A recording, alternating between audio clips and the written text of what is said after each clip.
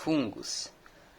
Os fungos são organismos heterotróficos, eucarióticos e uni- ou multicelulares, que estão agrupados no reino Fungi, no qual se enquadram espécies como os cogumelos, bolores, olheiras de pau e leveduras.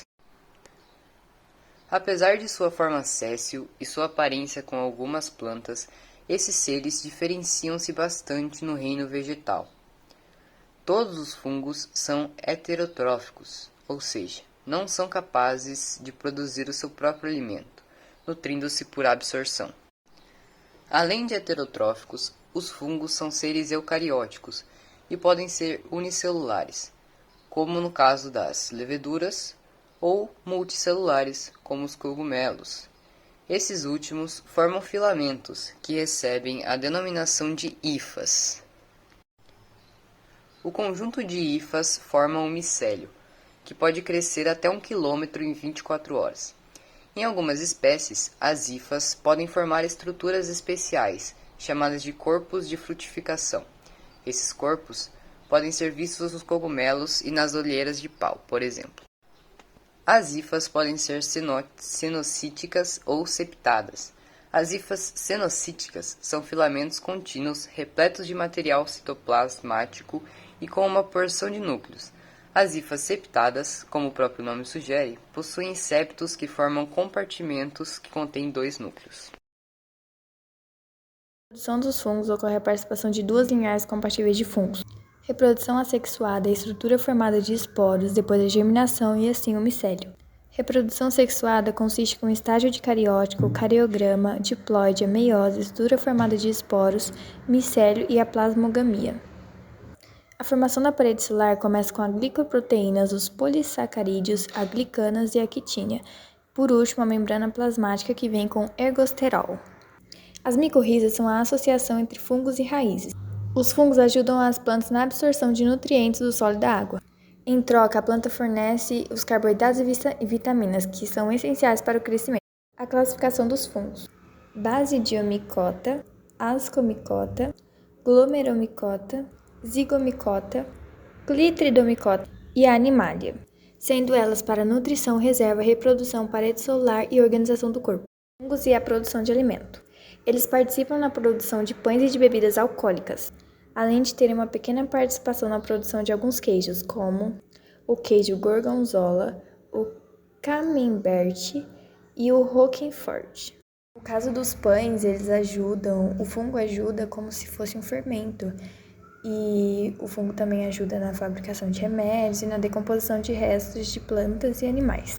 E lembrando também que não são todos os tipos de fungos que são usados em alimentos. Os mais usados são os cogumelos e os agaricos biporos, que são mais conhecidos como champignon. E também um cogumelo maior, que é conhecido como portobello. Projeto prático de biologia das penas das aves. As penas são uma característica única das aves. As penas permitem às aves voar, fornecem isolamento que facilita a regulação térmica e são usadas como forma de exibicionismo, camuflagem e comunicação.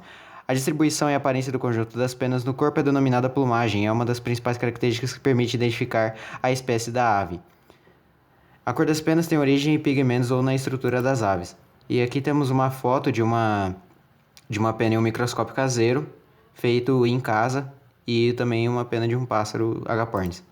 A plumagem das aves muda regularmente, geralmente a muda é anual, embora em algumas espécies se observem 2 mudas, uma antes da época de reprodução e outra depois, podendo ocorrer variações entre espécies e entre indivíduos da mesma espécie. A maioria das aves, as maiores aves de rapina podem mudar de plumagem apenas uma vez em vários anos.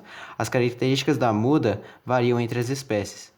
Aqui temos outra imagem de uma pena de agapornis tirada em microscópio. Conclusão: as aves já nascem com penas, quase peladas ou poucas penas. Aos poucos as penas vão cobrindo o corpo e quando deixam o ninho ficam totalmente penados e sem as penas. A ave não pode voar. As penas são consideradas obras-primas da engenharia, resistentes, flexíveis, reparável e belo. E a quantidade total de penas das diferentes aves varia bastante. Ainda que reparáveis, estão sujeitas a desgastes e as aves trocam as penas uma vez por ano. E por fim, temos mais uma foto de uma pena tirada de um microscópio caseiro, de também uma espécie de agapornis, onde dá para ver certinho cada listra da pena e o seu osso principal, entre aspas. Nessa parte do trabalho, vamos falar sobre os musgos. Vou explicar o que são, suas características, sobre a reprodução e os tipos de musgos e como são classificados.